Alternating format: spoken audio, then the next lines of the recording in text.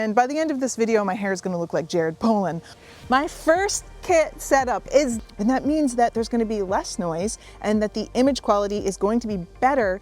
I don't think that that's that much as a person who's not spending the money. I'm just asking you to.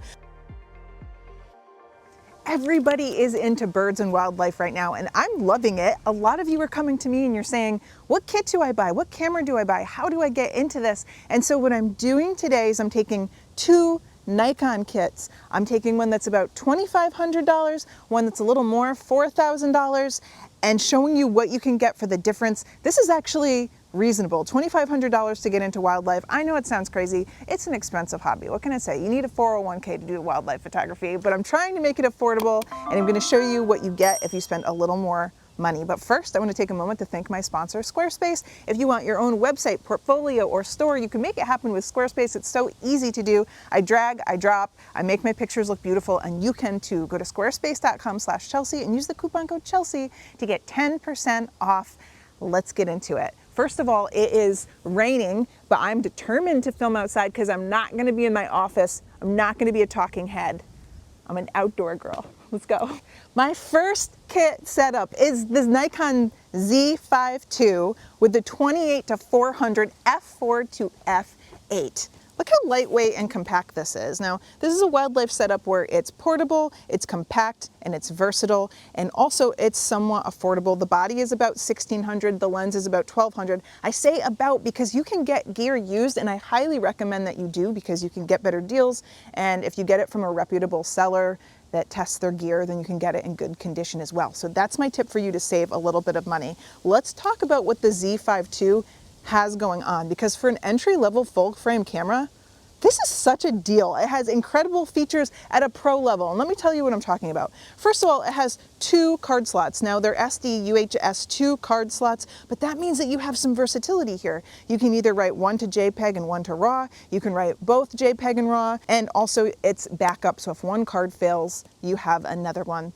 That's a nice pro feature. You have a fully articulating touchscreen, which I really like for usability. I'm going to tell you why this comes in handy for me as a shorty. I can lift this above my head and see what's going on. Or if you're a person that doesn't want to get down on your knees, you can go low and flip the screen. It's just versatile for shooting and helpful. Not to mention that the EVF and the screen are both high quality, high resolution, and nice and bright.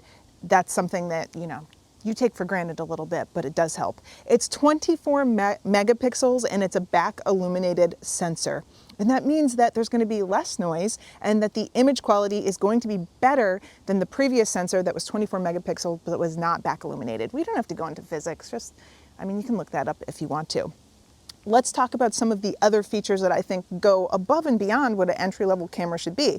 It has subject detection autofocus, which I love for wildlife. So if you put it in auto mode, it will detect if you're looking at like a person or an animal, but I like to choose birds specifically if I'm shooting birds or animals in general. Auto's nice if you're forgetful too. It also has tracking, so it's going to find it in the frame and track your subject while you're taking photos. Now, this isn't a super fast processor. So even though you're getting 30 frames per second burst mode in this camera, you're going to notice some limitations like rolling shutter. What's rolling shutter, you ask? It's basically when the readout speed is slower on the sensor. So if there are straight lines when you're panning, they curve. It might not be a problem for a bird in the sky. You might not even notice. I think that sometimes we talk about it as a limitation and sometimes we kind of overblow how big of a problem it is. It is sometimes a problem. You can see it here with this hummingbird picture, but most of the time it's fine. You can also put it into mechanical shutter and get 11 frames per second, which is still good for wildlife, and you're going to eliminate that rolling shutter problem. It also has 7.5 stops of in-body image stabilization, which is nice, and it has pre-release pre-capture. What's that? That's when you can hold down your shutter and when you take a picture, it actually captures your subject for some time before you press the shutter. Which means if you're trying to take a picture of a perched bird when it takes off and your reflexes are a little bit slow, the camera will make up for that for you. That's like a high quality pro feature. That's very cool.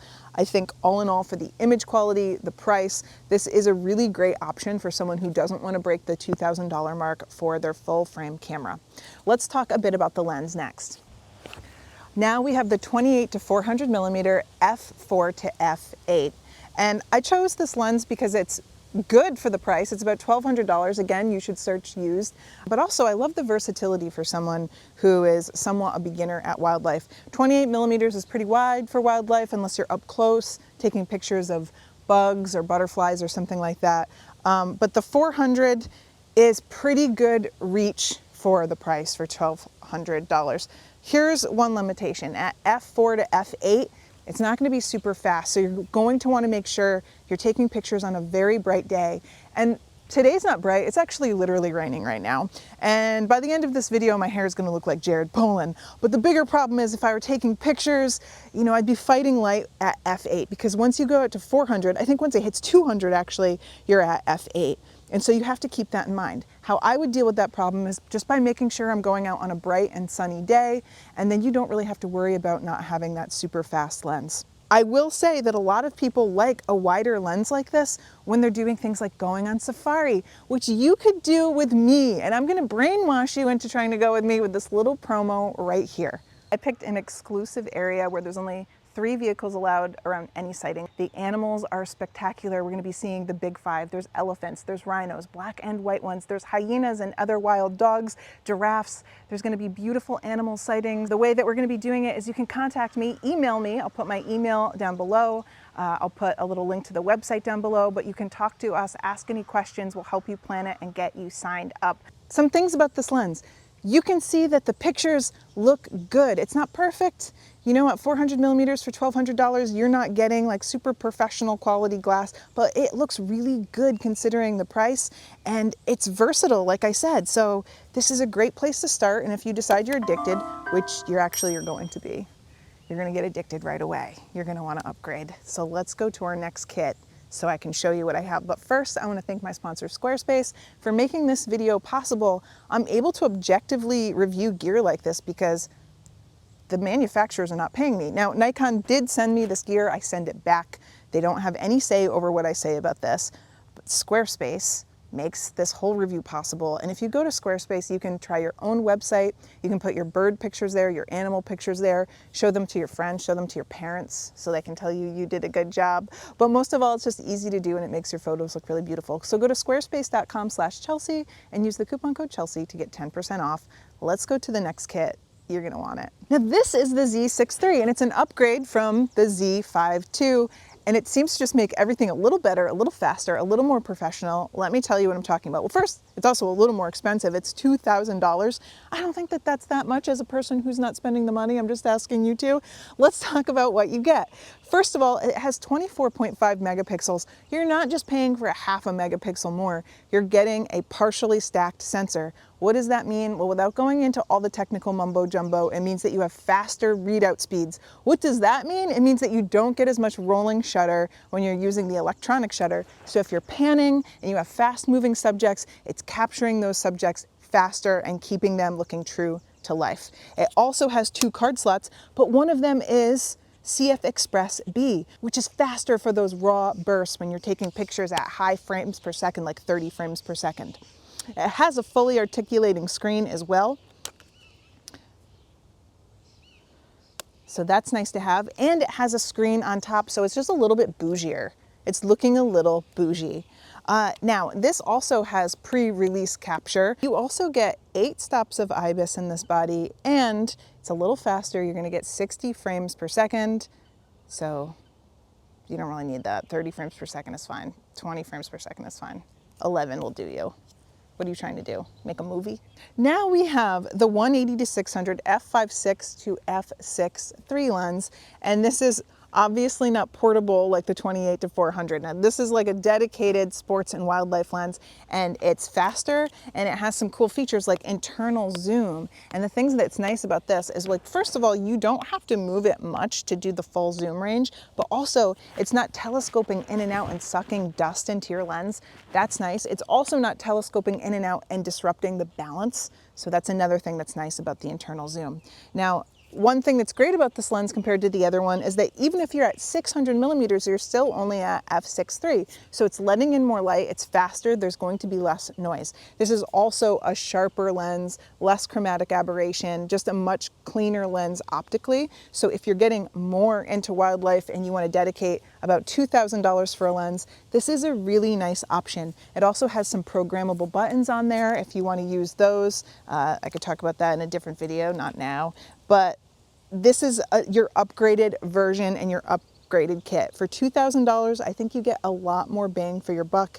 Now, who would I recommend these two kits to? Kit 1 with the 28-400, I think is a more versatile and affordable way to ease into wildlife. The Z5ii is a really capable camera. I'm very impressed with it. It doesn't have the partially stacked sensor, but it's also really good with noise. So I think that's a great entry-level full-frame camera that is extremely versatile.